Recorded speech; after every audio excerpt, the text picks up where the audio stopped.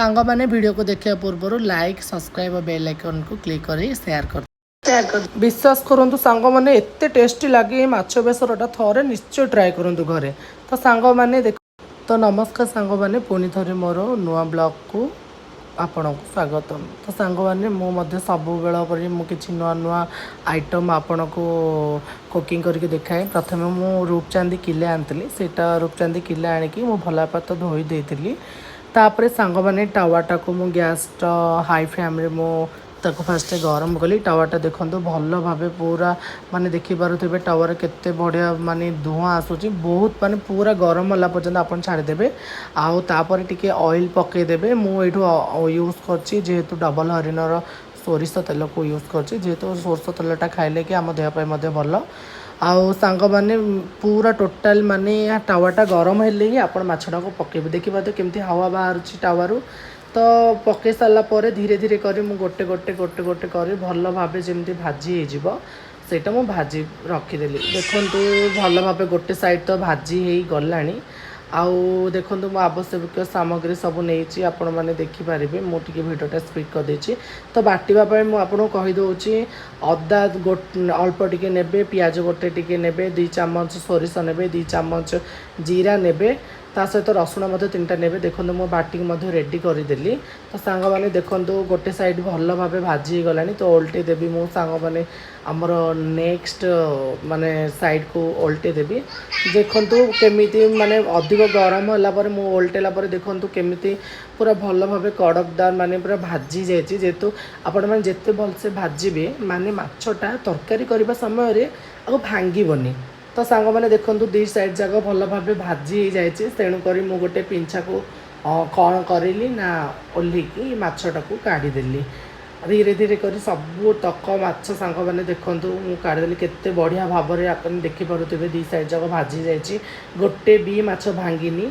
तो फिर सांग मैंने जहाँ कहतु टी माछ तरकारी बैगण न पकड़े भल लगे खास करके रूपचांदी माछ आपड़ टे बैगण निश्चय पकातु बहुत बढ़िया लगे टेस्ट। विश्वास करूँ थे बन खातु सब बेले खावा इच्छा करेंगे।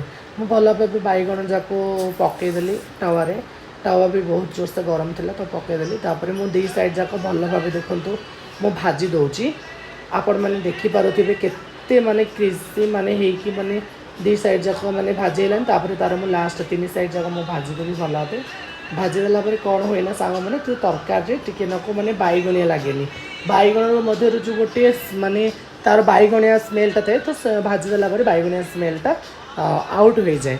तो माछ तरकारी मध्य आम माछ को जमी भाजीदे बैगण चंदी भाजीदे माछ तरकारीटा आहरी टेस्ट लगे। देखो भल भाव मुझे भाजिकी मु पुणी थे गोटे प्लेट को काढ़ीदेली। तापर आमर नेक्स्ट तरकारी प्रोसेस आरंभ करवा। देखु तो सांग मैंने देखिपे मु फाइनाली करी को बसईदेली। करी को हाई फ्लेम रे मु बसईदेली जेहेतु गरम होगला। तापर मु डबल हरिणर सोरष तेल को आड करी 2 चामच मु पकेला पर। तो मोर ये चामच ना तेणु मोर मोर टे अभिज्ञता जेहेतु अच्छे से बटल पकईदेली 2 चामच खंडे पकेली तेल। तापर पियाज को पकई भल भाव माने लाल है पर्यंत मुझा को भाजीदेली। तापर कटा होमर टमाटो 3टी जो मुझे आप खट्टा अनुसार आपन को केमती बेसी खट्टा खावा पसंद लगे कि कौन आप से अनुसार आप टमाटो आड करेंगे। जेहेतु मत टे बेसी खट्टा पसंद नुह आई तरकारीटार मध्य बेसी खट्टा कले भल लगे से मुझे 3टी टमाटो आड करी। टमाटो भल भाव भाजी सारापर सांग मैंने मो बाटी आमर ये जो सोरिष जीरा रसुण अदा और पियाजर जो बटनटा को सेटा मु ग्राइंडिंग कर रखी से भल भाव मो बाटिकी रखी सेटा मुझे ये आड करदेली। तो सांग मैंने दयाकोरी देखिकी सांग मैंने बटनटा को भल कषिबे टी न कषिले तो भल लगे ता माने नुह जे आपण मैंने अधिक कषिबे जेहेतु सोरिष बटाटा दि जाए से आप सब मन रखी था लो फ्लेम रे एक टिके नॉर्मल कषिबे अधिक मध्य कषिबे ध्यान रखी से माने न लगे जमी कढ़ई।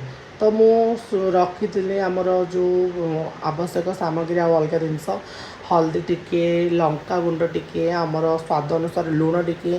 तो सब जिनस मुझे धीरे धीरे कर सब पकई सारी आउ देखिपे मु लो फ्लेम रे ही आपको माने मसलाटा को हल्का हल्का कषुची अधिक मध्य कषुनी कहीं अधिक कषिले कि यहाँ मसलाटा पिता हो जेहेतु सोरिष पड़ी।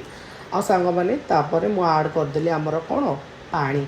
तो पानीटा आड करदेली जेहेतु बेसी कषिबार नहीं मते हाई फ्लेम लो फ्लेम तो बेसी जहाँ कषिबार थिला आपण मैंने देखिपे केते बहला होगा पानी जो आड करी आमर जो बेसरटा प्रस्तुत हो सारी तो बेसर प्रस्तुत हो सारे आम आम रखि आमर भजा माछ आ भजा बैगण को धीरे धीरे करके आम आड कर पकेबा देखिपे केते बढ़िया भाव में बेसरटा फुटी आसो धीरे धीरे करके आमर जी सब माने जो रूपचांदी माछ जो किले माछपाई मुझे जहाँ जहाँ सामग्री कही मन रखी था सांग मैंने से सामग्री ही आड करेंगे आउ देखिए विश्वास करूँ बहुत टेस्ट लगे माने माछ तरकारीटा थरे करूँ निश्चय ट्राए करूँ बहुत भल लगे देखिपे मुझे सबू धीरे धीरे कर सब माछ को ये पकई सारे पाखापाखि जेहेतु मछटा टे उपर रहा से मुझे कौन कर जूस सहित टिके नाकू मैरिनेट हाँपाई से माने मोर पीतिपातिया साहय जूसटा तापर पकईदेली तापर देखु सांग मैंने भाजी मो मोर